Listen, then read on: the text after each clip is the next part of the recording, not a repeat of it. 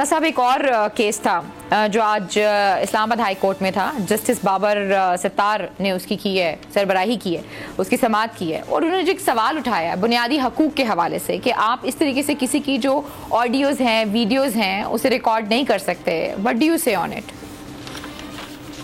देखिए, असूली तौर पे तो अगर आपको लगता है कि कहीं रियासत के खिलाफ कोई अगर मामला की पॉसिबिलिटी है कि कोई साजिश रची जा सकती है, तो ये एजेंसियों का काम है कि वो वहाँ तक उस साजिश को रोकें। इसी तरह अगर कहीं ये शक हो कि कोई काम इलीगल होने जा रहा है, तो वहाँ भी ये जो एजेंसीज हैं उनकी जिम्मेदारी है कि वो इस इलीगल काम को ना होने दें। और डेफिनेटली जब आपने कोई चीज़ रिकॉर्ड करनी है होती है या कोई इस तरह का आपने मैकेनिज्म यूज़ करना है, तो उसकी एक परमिशन होनी चाहिए है, फॉर्मेट होना चाहिए है, एक कानून का वो हिस्सा होना चाहिए कि उसके मुताबिक वो रिकॉर्डिंग्स जो हैं और वो जो कुछ की जाए ये चीज़ें।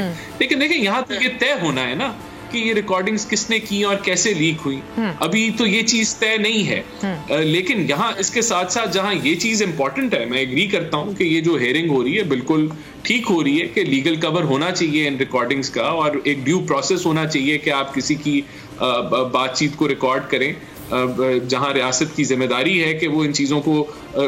लेकिन उसके साथ साथ जब कोई चीज पब्लिक के अंदर आ जाए, ओपन हो जाए और कोई इंफॉर्मेशन आ जाए और उसके अंदर चीज़ें वाज़ेह हों, फिर उसकी तहकीक होना भी उतनी ही ज़रूरी है। मिसाल के तौर पे अगर एक मुबैना ऑडियो लीक है और वो किसी जज के कॉन्डक्ट के ऊपर जो है वो सवालिया निशान उठाती है, तो ये सबसे पहले सुप्रीम कोर्ट का काम है कि वो उसके ऊपर एक्शन लें और अगर वो उसमें जो कंटेंट है वो सच है तो फिर उसकी भी तहकीक करना बड़ा जरूरी है। तो दोनों पहलू। लेकिन हमने ये देखा इस दफा राजा साहब, सिर्फ जजेस की बात नहीं है, बहुत सी हुकूमतें ऐसी हैं जो ऑडियो वीडियोस पे आपको पता है जाती भी रही हैं, आपसे बेहतर कोई नहीं जानता। फिर वो जस्टिस कयूम की भी एक ऑडियो वीडियो आई थी, उसके ऊपर भी बड़ी चीजें फिर कही जा सकती हैं। अभी भी जो बुनियादी सवाल उठाए हैं जस्टिस बाबर सत्तार साहब ने, सबसे पहला तो उन्होंने कहा है कि क्या आइन इसकी इजाजत देता है?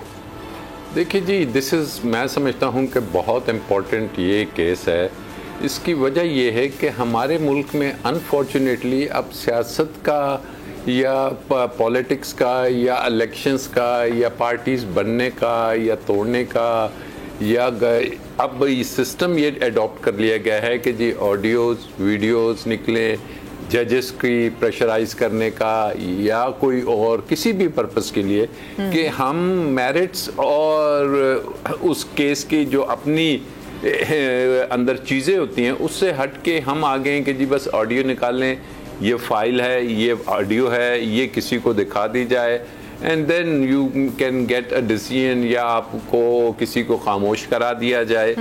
तो इसमें बेसिकली आपको याद होगा कि जो तरीक़ेकार है वो ये है कि जब एटीसी में काफ़ी दहशतगर्दी के इश्यूज़ आ रहे थे, तंजीमें थी, तो एक कानून बना था, फेयर इन्वेस्टिगेशन एक्ट था।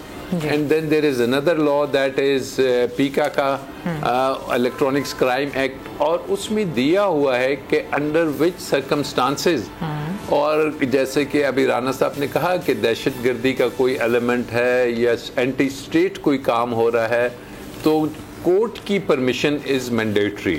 कोर्ट में आप जाइए, अदालतें बनी हुई हैं और वहाँ से आप परमिशन लें, उनको बताइए कि दिस इज़ द जस्टिफिकेशन, हम इनका फ़ोन टैप करना चाहते हैं, इनकी सर्वेलेंस करना चाहते हैं, एंड देन ऑब्वियसली उसको यूज़ भी किया जा सकता है, उसकी एविडेंशियरी वैल्यू भी होगी।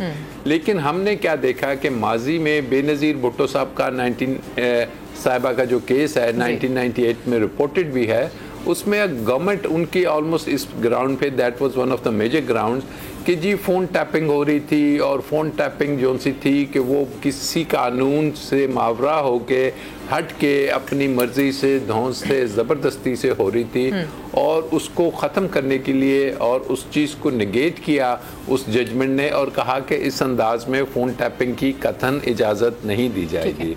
उसके बाद फिर रिसेंटली आपने देखा कि जब वो मरीम बीबी एक वीडियो लेके आई एक जज साहब के बारे में, तो कि जी ये उनको प्रेशराइज करके व्हाटएवर जो उसके इंग्रेडिएंट्स थे, तो वो सुप्रीम कोर्ट में मैटर टेकअप हो गया, एक 5 मेंबर बेंच था।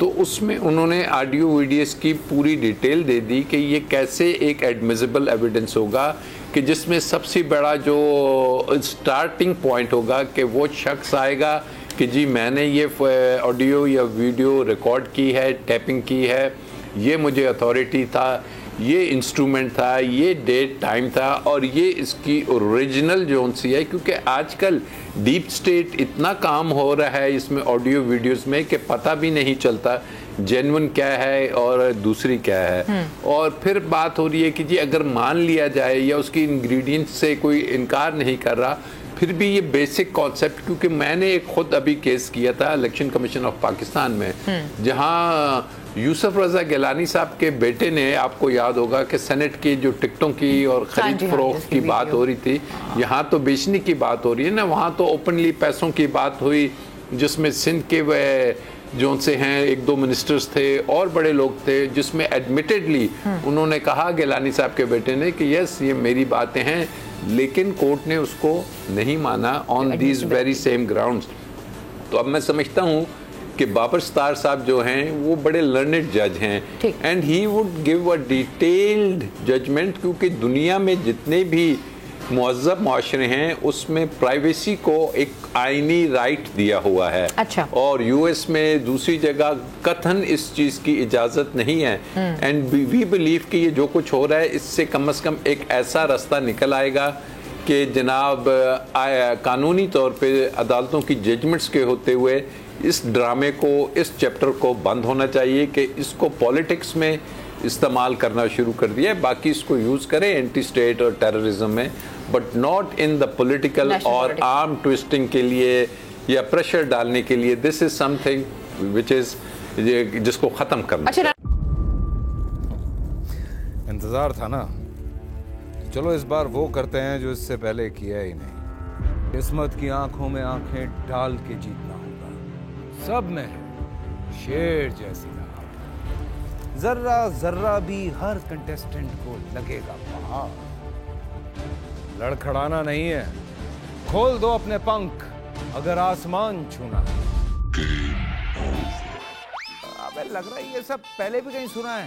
एंटरटेनमेंट की गारंटी जनाब, क्योंकि यहाँ खेलोगे कूदोगे तो बनोगे नवाब। खुश रहो पाकिस्तान। खुश रहो पाकिस्तान, बुध और जुमेरात शाम 7 बजे सिर्फ बोल एंटरटेनमेंट पर। सब्सक्राइब करें और बेल दबाएं ताकि कोई खबर रह न जाए।